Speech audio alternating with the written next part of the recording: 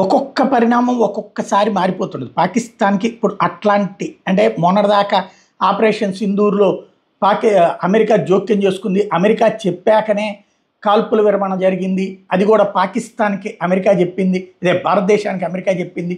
America అప్పుడు Trump ఏమన్నాడు, భారతదేశానికి నేనే మాట్లాడాను, నేనే యుద్ధాన్ని ఆపాను.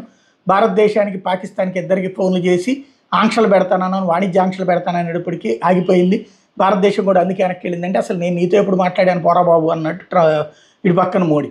అయినా సరే లేదు లేదు నేనే మాట్లాడాను చాలాసార్లు చెప్పి మళ్ళీ కొన్నిసార్లు ఏమో లేదు లేదు మాట్లాడలేదు అన్నాడు. కాసేపు ఇది అన్నాడు, ఓవరాల్గా నేనే శాంతిని తీసుకొచ్చాను ఇదంతా చెప్పుకొచ్చాడు. మధ్యవర్తిత్వం నిజంగా పాకిస్తాన్తో అమెరికా వహించేసింది అన్నటువంటి చర్చ నడిచింది. కానీ ఇప్పుడు తాజాగా తేలినటువంటి అంశం అంటే పాకిస్తాన్కి సంబంధించిన మంత్రి ఇషాక్ దార్ ఓ నిజాన్ని చెప్పుకొచ్చాడు. ఏంటంటే భారతదేశాన్నితో మధ్యవర్తిత్వం చేయడానికి అంటే భారత్ పాకుల మధ్య మధ్యవర్తిత్వం చేయడానికి అమెరికా ముందుకు వచ్చింది. మనం పాకిస్తాన్ తరఫున ఓకే కూడా చెప్పాము, చేయమన్నాం మధ్యవర్తిత్వం.